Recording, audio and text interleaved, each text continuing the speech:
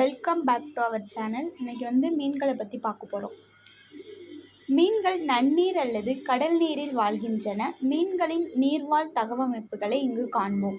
மீனின் தலை, உடல் மற்றும் வால் ஆகியவை இணைந்து படகு போன்ற வடிவத்தை உருவாக்குகின்றது. மீனின் படகு போன்ற உடலமைப்பு அது நீரில் எளிதாகவும் வேகமாகவும் நீந்த உதவுகிறது. மீன்கள் செவில்கள் எனப்படும் சிறப்பு உறுப்புகளை பெற்றிருக்கின்றது. இது நீரில் கலந்திருக்கும் ஆக்சிஜனை உறிஞ்ச உதவுகிறது. இவை நீரில் சுவாசிப்பதற்கே தகவமைப்புகளை பெற்றுள்ளன. பெரும்பாலான மீன்களின் உடல் முழுவதும் வழவழப்பான செதில்கள் காணப்படுகிறது. இவை மீனின் உடலை பாதுகாக்கின்றது. மீன் நீரில் நீந்துவதற்காக துடுப்புகளை பெற்றுள்ளது.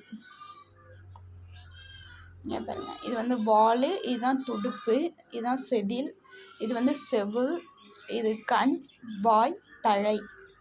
இது செதில் வழியாக தான் சுவாசிக்குது. லாஸ்ட் பாயிண்ட், உறுதியான வால் துடுப்பானது திசை திரும்பும் துடுப்பாக செயல்படுவதோடு உடல் சமநிலை பெறவும் உதவுகிறது. எலி வகைகளில் கங்காரு எலி எப்போதுமே தண்ணீர் அருந்துவதே இல்லையா. என்ன அதிசயம் பாருங்கள்.